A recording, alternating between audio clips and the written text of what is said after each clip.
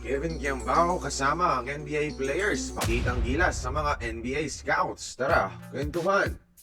Patuloy ang NBA tryout journey ni Kevin Kiambao mga idol matapos maglaro sa sikat na Drew League.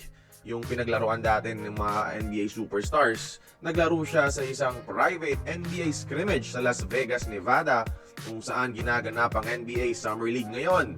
Sa video ng kanang kasama na si Idol Milo, pinapakita na kayang sumabay ni KQ sa mga NBA talents mga idol, including ang dating NBA All-Star na si Victor Oladipo.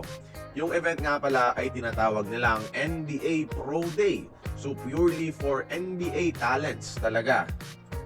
Napaka-exclusive ng private 5-on-5 na ito mga idol ha, dahil para lang ito sa mga NBA prospects o former NBA players na gustong makabalik sa liga. NBA scouts ang dumadagsa dito at yung nag-host nga pala ay yung Excel Sports Management, isa sa mga premier agencies sa NBA. Ito yung agency na nagre-represent kay Nikola Jokic mga idol at Cade Cunningham. Number 4 best sports agency sa prestigious na listahan ng Forbes magazine mga idol. Kaya bigatin talaga ang pinaglaruan nitong si Kevin Kiambao. Paano nga ba na-invite dito ang isang Kevin Kiambao mga idol? Ang sagot dyan, it's all about connections.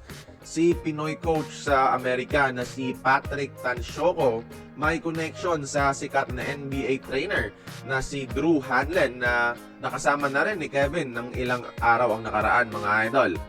Inimbitahan siya dito sa NBA Pro Day na hawak ng Excel Sports. Kaya yon, nabigyan ng chance si KQ na makipag 5-on-5 kasama ang mga NBA players sa harap ng mga NBA scouts. Pati na rin yung former All-Star na si Kyle Korver mga idol na pwedeng magsilbing mentor ni KQ sa shooting at kung paano niya mailalagay ang sarili sa best position na makuha ng isang NBA team through his shooting and off-ball movement.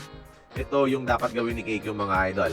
Kaya yun lang muna yung balita. Ang conclusion natin dito, walang kwenta ang talento kung walang connection. Kahit saan, ganyan na talaga ang sistema, unfortunately.